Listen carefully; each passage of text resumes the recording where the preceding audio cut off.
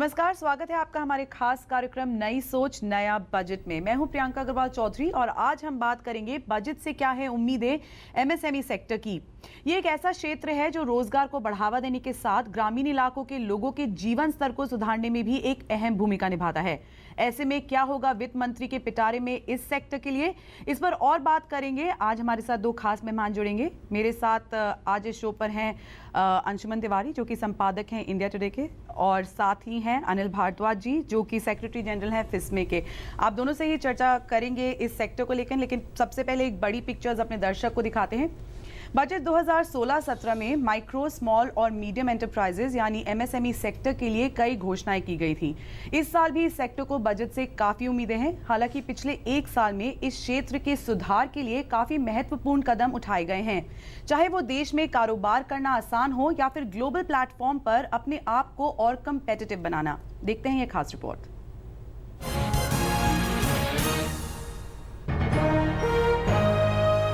देश में सूक्ष्म, लघु और मध्यम उद्यम यानी एमएसएमई क्षेत्र में गतिविधियों को बढ़ावा देने को पिछले एक साल में सरकार ने खास तवज्जो दी है।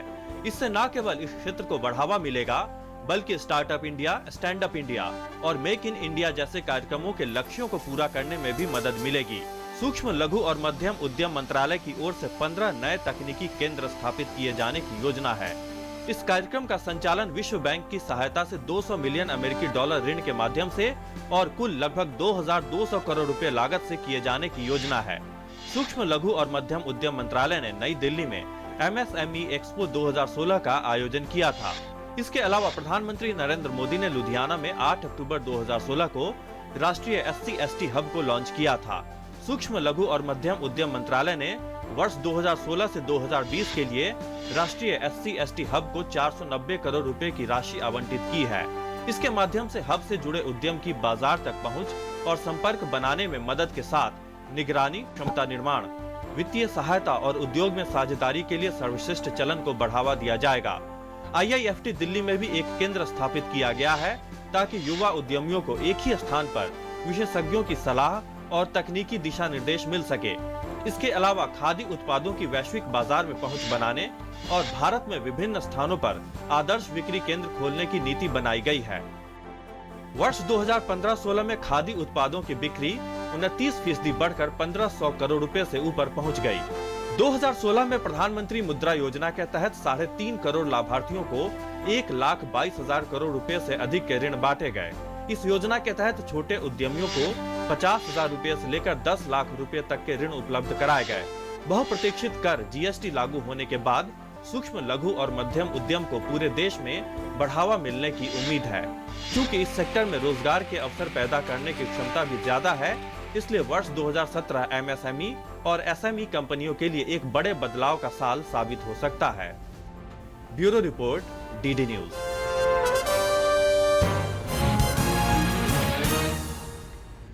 तो चलिए शुरू करते हैं अपनी इस चर्चा को। अनिल जी, सबसे पहले आपके पास आऊंगी। जो ये मौजूदा हालात हैं, आर्थिक हालात हैं, विमुद्रीकरण के बाद आपको क्या लगता है 3 ऐसी कौन सी बड़ी चुनौतियां हैं इस सेक्टर के सामने और उसके लिए क्या उम्मीदें हैं वित्त मंत्री से?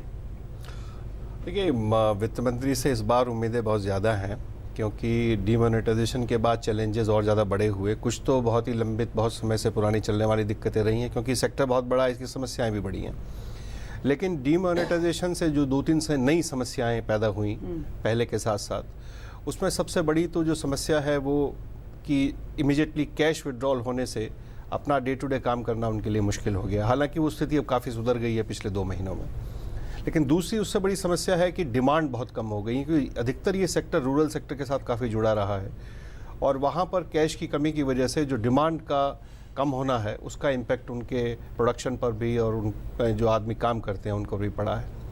तीसरी जो सबसे बड़ी समस्या कह लीजिए या चैलेंज कहना चाहिए, क्योंकि वो अपॉर्चुनिटी भी है उसमें, कि अब बहुत सारे जिस तरीके से वो बिज़नेस करते थे पहले अपना, जिसमें बहुत सारे आदमी उनके काम जो करते थे वो पेरोल्स पे नहीं थे, वो काम ऐसे करते थे कि टैक्स मान लीजिए नहीं देते थे, जो बायर है वो भी टैक्स नहीं देता था, तो यानी कि एक तरह की पैरेलल इकोनॉमी में काम करते थे। लेकिन डीमोनेटाइजेशन के बाद और एक तरह से डिजिटल पेमेंट सिस्टम में आने के बाद में ये सब उस तरीके से काम करना मुश्किल हो गया। तो अब पहली तो बात यह है कि एकाएक पिछली 50 या 60 साल से चली हुई व्यवस्था से एकदम बदलकर डिजिटल व्यवस्था में कैसे अपने आप को पाएं, और दूसरे साथ साथ इनकम टैक्स डिपार्टमेंट है या उसके अलावा लेबर डिपार्टमेंट है, उन्हें कैसे बताएं कि जो हमारे पिछले कई सालों से जिस तरह से हम लोग उद्योग धंधे कर रहे थे, या जिस तरह से हम अपने अकाउंट्स रख रहे थे, या जिस तरह अपने लोगों को एम्प्लॉय किए हुए थे, वो कैसे वो संभव होगा। यानी कि उसके ऊपर टैक्सेशन भी देना पड़ेगा, या उसके ऊपर एक तरह का जो भी इरेगुलरिटी कह लीजिए की उम्मीद इस बजट में देखते हैं। मुझे बिल्कुल उम्मीद ये है कि इसके ऊपर स्पष्ट निर्णय आएंगे कि जो भी लोग इस नई व्यवस्था में अब ऑन बोर्ड होते हैं, उनको पिछली दिक्कतों से का सामना नहीं करना पड़ेगा। अंशुमन जी, आपको क्या लगता है, जो इन्होंने जो 3 चुनौतियां बताई हैं, जो बड़ी बड़ी चुनौतियां हैं, इसको देखते हुए कितना वित्त मंत्री कर पाएंगे इस बजट से? जो फिस्कल आज की स्थिति है उसके मद्देनजर कितना आसान या मुश्किल होगा उनके लिए? तो प्रियंका, हमको एमएसएमई सेक्टर को थोड़ा सा गहराई से समझना पड़ेगा और देखना पड़ेगा, क्योंकि कुछ चुनौतियां एमएसएमई सेक्टर की बुनियादी रूप से जिन्हें डिमोनेटाइजेशन ने कई गुना बढ़ा दिया है। पहली सबसे बड़ी चुनौती है कि केवल 6000 प्रोडक्ट के आसपास ये सेक्टर बनाता है, और वो 6000 प्रोडक्ट्स में मैक्सिमम प्रोडक्ट लो टेक्नोलॉजी के प्रोडक्ट हैं, या वो ऐसे प्रोडक्ट हैं जिनको आप इम्पोर्ट नहीं कर सकते। बड़ा हिस्सा लो टेक्नोलॉजी प्रोडक्ट्स का है, फूड प्रोडक्ट्स का और सर्विसेज का है।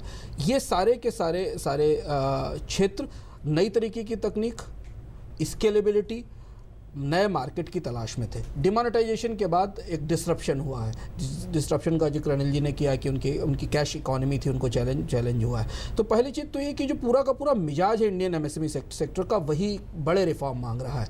उसमें बीमारी भी है, उसमें बहुत सारी सिक यूनिट्स हैं एमएसएमई में। हम पिछले 3-4 साल से सुनते चले आ रहे हैं कि सरकार एक नई पॉलिसी लाएगी जिसमें इनको एग्जिट रूट देगी, और जो बीमारी है, जो सिकनेस है, उसके लिए पॉलिसी लेकर आएगी।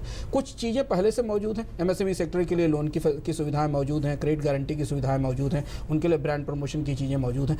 पर जो पूरा का पूरा एमएसएमई सेक्टर वो श्रिंक हो रहा है, एक्सपेंड नहीं कर रहा है, वो श्रिंक हो रहा है, और उसके पीछे कई सारी वजह हैं। सस्ता इंपोर्ट उनके लिए चैलेंज बन रहा है। बड़ी कंपनियां जो बाजार में उपलब्ध हैं वो अपना नेटवर्क बढ़ा रही हैं। सर्विसेज, एमएसएमई प्रोडक्शन और मैन्युफैक्चरिंग से सर्विसेज की तरफ शिफ्ट कर रहे हैं या ट्रेडिंग की तरफ शिफ्ट कर रहे हैं। ये चुनौतियाँ पूरी की पूरी एमएसएमई सेक्टर को लेकर जो पॉलिसी लेवल पर एक नए तरीके की सोच मांगती है। और जब पिछले सालों में पिछले 2 साल में सरकार ने इस सेक्टर की तरफ देखना शुरू किया था, तो हमें ये उम्मीद थी कि एक बड़ा चेंज, एक बड़ा रेडिकल पर्सपेक्टिव चेंज आएगा, क्योंकि पूरी दुनिया का एमएसएमई सेक्टर, चाहे वो चाइना हो या जर्मनी हो, वो काफ़ी ग्रेजुएट कर गया है, और वो उस तरीके का एमएसएमई सेक्टर बिल्कुल नहीं है जैसा एमएसएमई सेक्टर हम भारत में देखते हैं। जी बिल्कुल, तो इस पर और चर्चा करेंगे, लेकिन चुनौतियाँ काफ़ी हैं, लेकिन देखेंगे उनके हल कितने मिल सकते हैं। इस बजट को लेकर क्या उम्मीदें हैं सेक्टर की, लेकिन फिलहाल लेते हैं एक छोटा सा ब्रेक, उसके बाद ये चर्चा जारी रहेगी। आप देखते रहिए हमारा खास कार्यक्रम।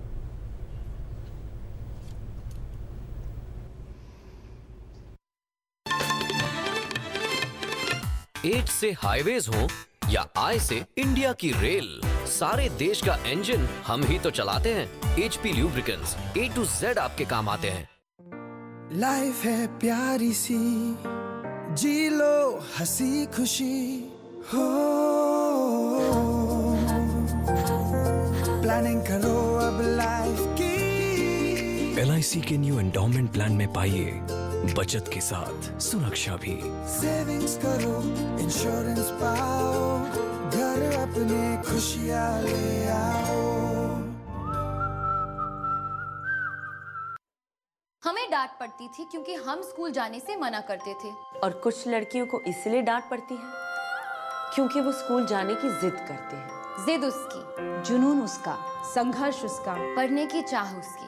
आप तो बस थोड़ा हौसला दे दीजिए और बुलंद हो जाएगी हिम्मत उसकी। वो तो स्कूल जाएगी, अकेली सबसे लड़के या हमारे सहयोग से, बस ये देखना है। ये कहना काफी नहीं है कि स्कूल जाना हर लड़की का हक है, हमें उन्हें वहां तक पहुंचाना है। बेटी बचाओ, बेटी पढ़ाओ।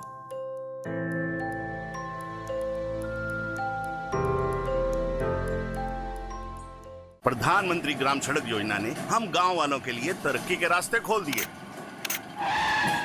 सड़क के गड्ढों की फोटो खींच रहे हो, कोई खास बात है क्या? अरे काका, मेरे मोबाइल फोन में मेरी सड़क ऐप है, जिससे प्रधानमंत्री ग्राम सड़क से जुड़ी कोई भी जानकारी सरकार तक भेजी जा सकती है। सड़क से जुड़े सुझाव या शिकायत पर सरकार वाजिब कार्यवाही करती है। प्रधानमंत्री ग्राम सड़क से जुड़ी कोई भी बात, मेरी सड़क एंड्रॉइड ऐप अब हर पल मेरे साथ।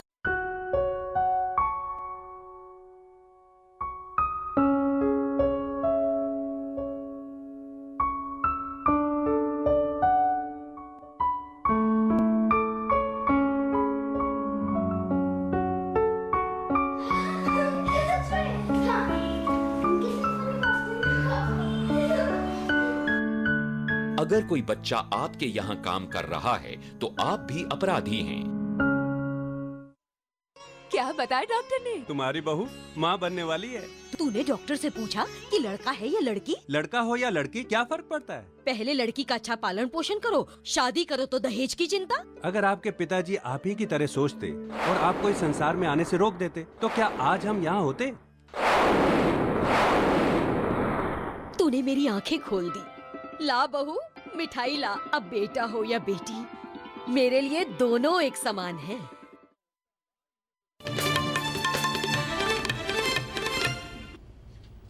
एक बार फिर स्वागत है आपका हमारा इस खास कार्यक्रम नई सोच नया बजट में। चलिए अपनी इस चर्चा को जारी रखते हैं। आज हम बात कर रहे हैं एमएसएमई सेक्टर की और क्या उम्मीदें हैं उसकी इस बजट से।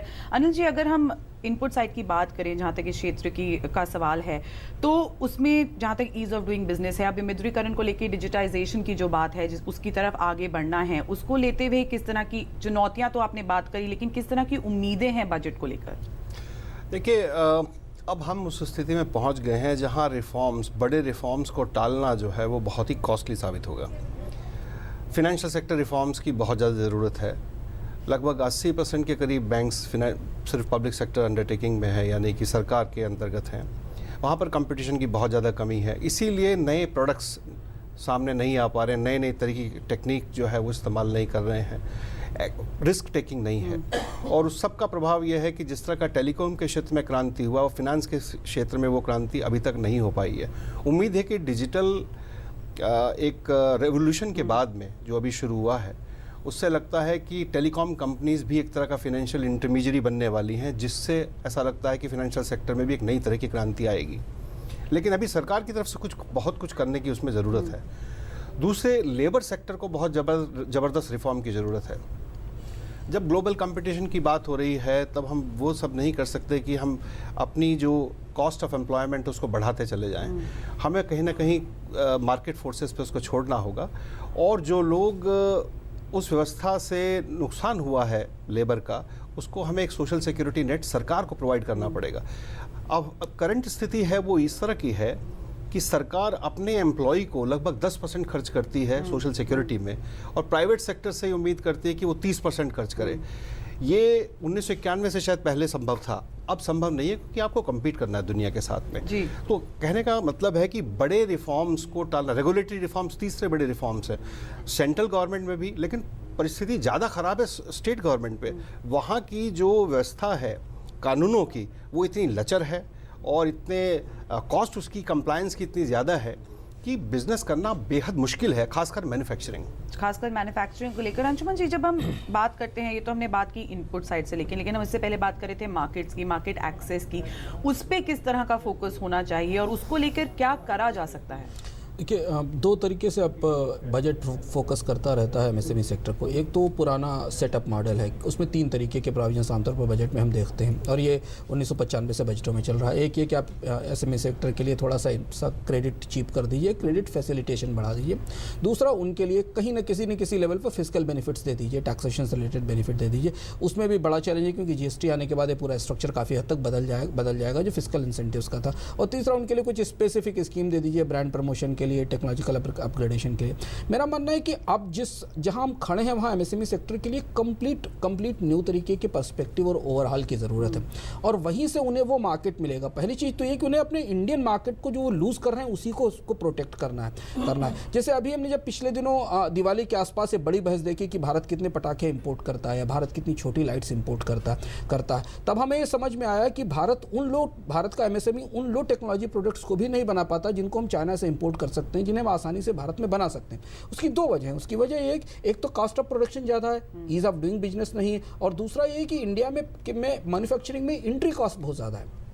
अब इस पूरे स्ट्रक्चर में टेक्नोलॉजी एक बड़ा पहलू है, क्रेडिट दूसरा पहलू, और तीसरा कंप्लायंस पहलू है। अगर हम इन तीनों चीज़ों को एक साथ रख के देखें तो हमें लगता है कि हमें एक बड़े ओवरहाल की ज़रूरत है। कंप्लायंस के लिए एक रेगुलेटरी सिस्टम्स को चेंज करने की ज़रूरत है, उसे मॉडर्न बनाने की ज़रूरत है। क्रेडिट के लिए इंडिया का बैंकिंग सेक्टर एमएसएमई सेक्टर के लिए इनोवेटिव प्रोडक्ट ही नहीं बना पाता है, उनके पास उतने प्रोडक्ट्स ही नहीं जो एमएसएमई सेक्टर को सपोर्ट कर सकें। और जहाँ तक टेक्नोलॉजी के लेवल की बात है, वहाँ हमें बड़े पैमाने पर टेक्नोलॉजी फंड और टेक्नोलॉजी इंपोर्ट की परमिशन देनी पड़ेगी और वहाँ पर सरकार को इंटरवेंशन की ज़रूरत है जहाँ पर एमएसएमई सेक्टर को सस्ती टेक्नोलॉजी मिल सके। और ये पूरा कंप्लीट ओवरहॉल एक एमएसएमई पॉलिसी के तौर पर हमें ज़रूरत होगी, जो शायद आप लोग देख रहे हो। डिमोनेटाइजेशन के बाद अगर आप ये चाहते हैं कि एमएसएमई सेक्टर जो बुरी तरह हिट हुआ है वो वापस मेन स्ट्रीम में लौट आए तो उसे बड़े बूस्ट की ज़रूरत है। तो अगर इस बड़े बूस्ट की बात करते हैं तो निवेश आकर्षण करने के लिए इस सेक्टर में क्या किया जा सकता है, क्योंकि हम मान रहे हैं ये सेक्टर रोजगार के लिहाज से भी बहुत बहुत ज़रूरी है और अगर हम टारगेट मीट करना चाहते हैं 2020 तक जो सरकार ने रखा है तो उसके लिए कितना ज़रूरी है ये सेक्टर?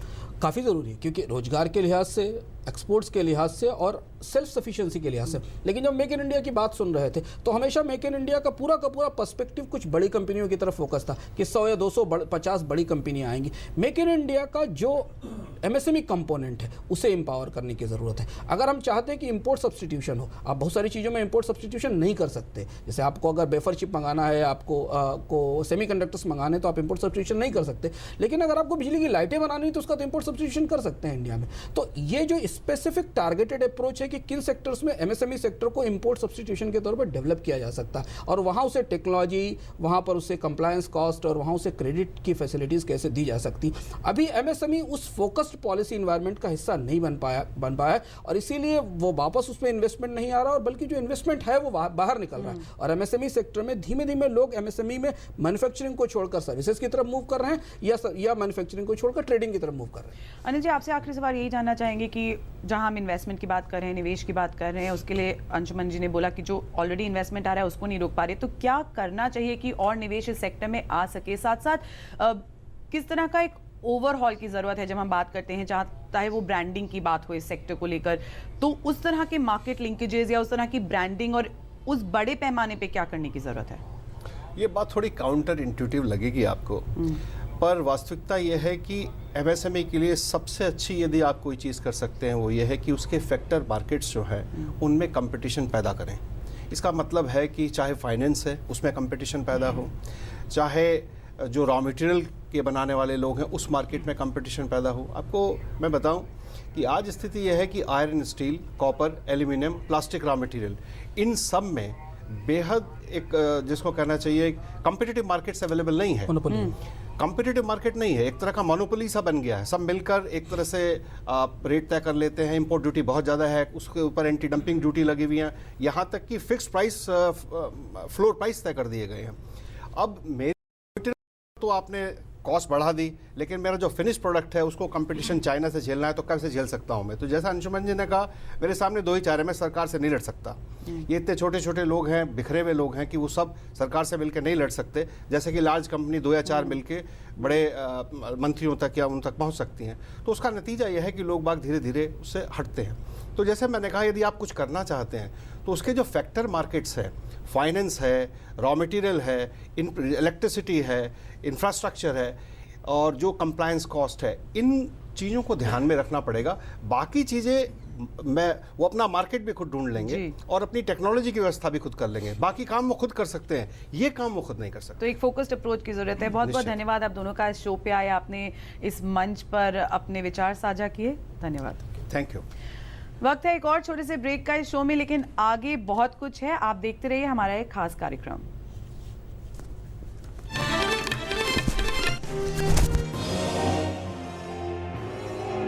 एक भारत सरदार पटेल डिजिटल प्रदर्शनी देखने के लिए आप सादर आमंत्रित हैं।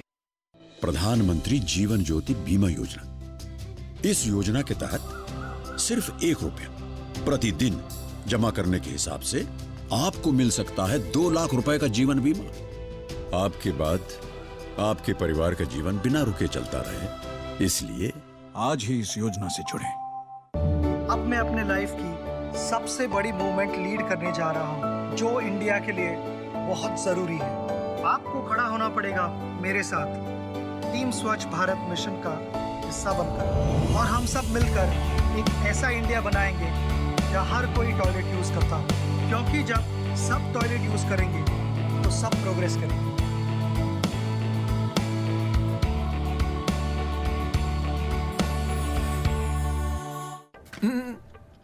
2 महीने का हो गया, ख्याल रखो अपना। नाम सोचा? सोचना क्या है, राजा बेटा है तो नाम भी राजा ही होगा। राजा। और अगर बेटी हुई तो? बिल्कुल नहीं, नाक कट जाएगी पूरे खानदान में। भैया को भी बेटा ही हुआ है, खानदान में इज्जत रखनी है। पर बेटी हुई तो देख लूंगा क्या करना है। ऐसी ही सोच से शुरुआत होती है कन्या भ्रूण हत्या की। ये सोच भी हत्या के समान है। अपराधी कड़ी से कड़ी सजा के हकदार हैं। बेटे की आंख में बेटियों को बलि मत चढ़ाएं। भारत की आन बान शान में हमारी बेटियों का भी योगदान है। 12वीं में मुझे 60% मार्क्स मिले हैं। BA MA करने के बजाय मेडिकल में जाना चाहता हूँ। हम स्टूडेंट्स को जिनकी पारिवारिक आय 2.5 लाख से कम है, उन्हें प्रोफेशनल और टेक्निकल कोर्सेज में आगे की पढ़ाई के लिए ये स्कॉलरशिप दी जा रही है। एक मजे की बात, हम गर्ल स्टूडेंट्स के लिए 30% स्कॉलरशिप अलग से निर्धारित है। फ्रेंड्स जल्दी करो, फॉर्म्स ऑनलाइन जमा हो रहे हैं। मेरिट कम मीन स्कॉलरशिप भारत सरकार की ओर से सभी अल्पसंख्यक स्टूडेंट्स को एक तोहफा उनके सुंदर भविष्य के लिए। मदद हमारी, मंजिल आपकी। अगर सच्ची लगन है और आपका मेहनत है तो आपको दुनिया का कोई ताकत नहीं रोक सकता है। इस हकीकत को जिंदगी में उतारने वाली ये बसंती है, झारखंड की वो पैरा टीचर जो पिछले 9 सालों से शिक्षा की लौ जला रही है। नवजात की लाचारगी पर लोगों ने जिंदगी खत्म करने की सलाह दी, लेकिन माँ ने किसी की नहीं सुनी। स्कूल भेजा, मैट्रिक पास हुई और उसके बाद बसंती आगे बढ़ती चली गई। टीचर बनी तो सरकार ने हौसला बढ़ाया और देश ने सिर आंखों पर बैठाया। ये देश का स्वाभिमान है और हमें इन पर अभिमान है। बेटी बचाओ, बेटी पढ़ाओ।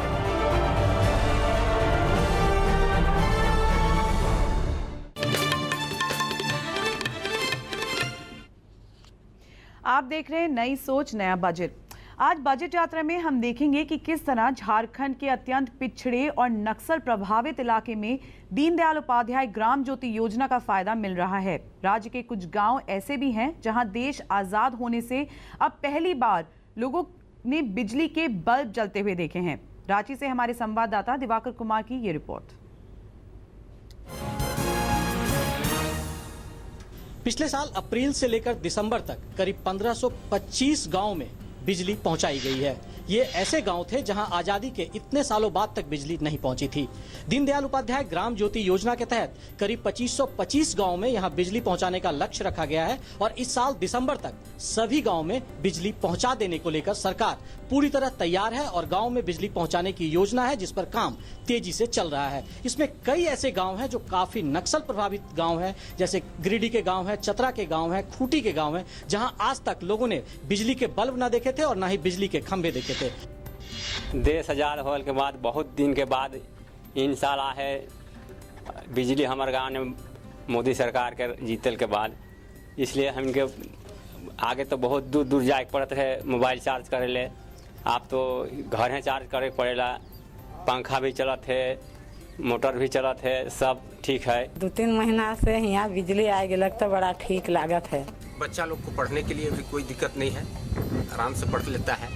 सिंचाई के लिए जब पहले लोग मशीन से पटवन करता था बहुत दिक्कत होता था, लाठी से खींच के करता था बहुत दिक्कत होता था, लेकिन अब सिंचाई के लिए भी कर रहा है। इस गांव के लोग इतने मिलनसार थे कि काम करने के लिए 25-30 लड़के निकल गए और खुद कॉन्ट्रैक्टर का हाथ बटाने लगे, जिसके चलते समय से पहले ये हमारा गांव विद्युतीकृत हो गया।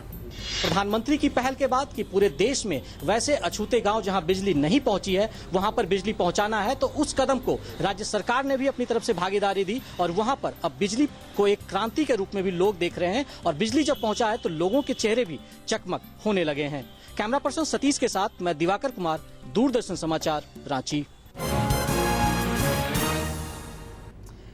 और बजट से आम जनता को भी काफी उम्मीदें रहती हैं। आपको बताते हैं महाराष्ट्र के लोग वित्त मंत्री से क्या चाहते हैं इस बजट से।